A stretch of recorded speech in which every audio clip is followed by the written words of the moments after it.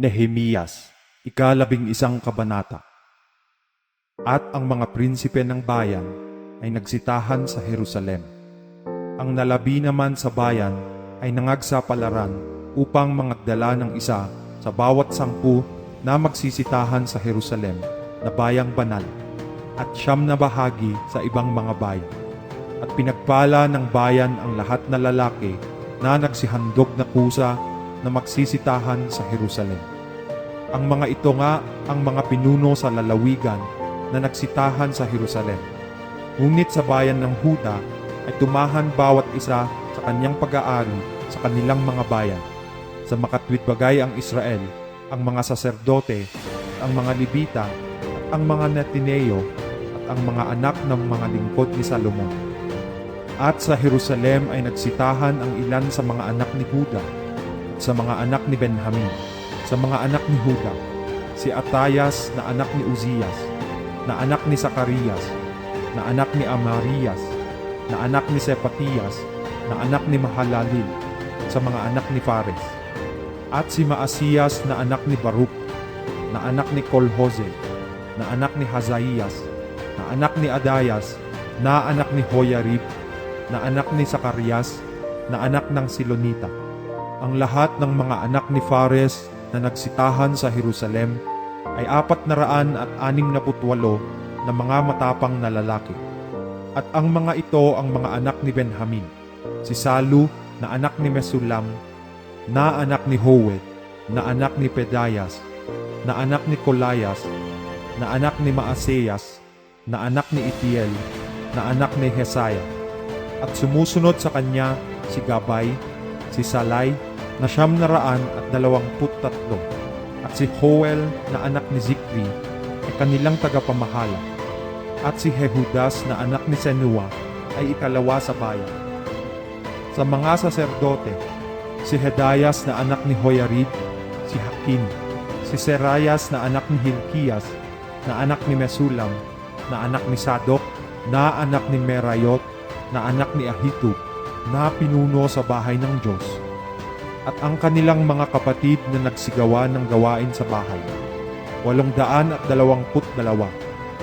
At si Adayas na anak ni Jeroham, na anak ni Peladias, na anak ni Amsi, na anak ni Zacarias, na anak ni Pashur, na anak ni Malkiyas.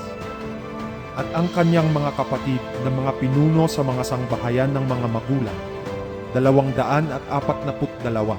At si Amasai na anak ni Azarael, na anak ni Azai, na anak ni Mesilemoth, na anak ni Immer. At ang kanilang mga kapatid na mga makapangyarihang lalaki na matatapang, 128. At ang kanilang tagapamahala ay si Sabdiel, na anak ni Gedulim. At sa mga Libita, si Semayas na anak ni Hasub, na anak ni Azrikam, na anak ni Hasabias, na anak ni Buni. At si Sabetay at si Hozabad. Sa mga pinuno ng mga Libita na siyang nagsipamahala sa mga gawain sa labas sa bahay ng Diyos. At si Matanias na anak ni Mika, na anak ni Zabdi, na anak ni Asap, na siyang pinuno upang magpasimula na magpasalamat sa panalangin. At si Bakbukiyas sa ikalawa sa kanyang mga kapatid. At si Abda na anak ni Samua, na anak ni Galal, na anak ni Hedutun. Lahat sa Libita sa bayang banal, 284. Bukod dito'y ang mga tagatanod pinto na si Akub, si Talmon, at ang kanilang mga kapatid na nangagbabantay sa mga pintuang bayan ay 172. At ang nalabi sa Israel sa mga saserdote, sa mga Libita, ay nangasa lahat ng bayan ng Huda, bawat isa'y sa kanyang mana. Ngunit ang mga Netineo ay nagsitahan sa Opel, at si Silha at si Gispa ay nasa mga Netineo. Ang tagapamahala naman sa mga Libita sa Jerusalem ay si Uzi, na anak ni Bani, na anak ni Hasabias, na anak ni Matanias, na anak ni Mika, sa mga anak ni Asap, na mga awit na nasa mga gawain sa bahay ng Diyos. Sapagkat may utos na mula sa hari tungkol sa kanila, at takdang pagkain na ukol sa mga awit, ayon sa kailangan sa bawat araw.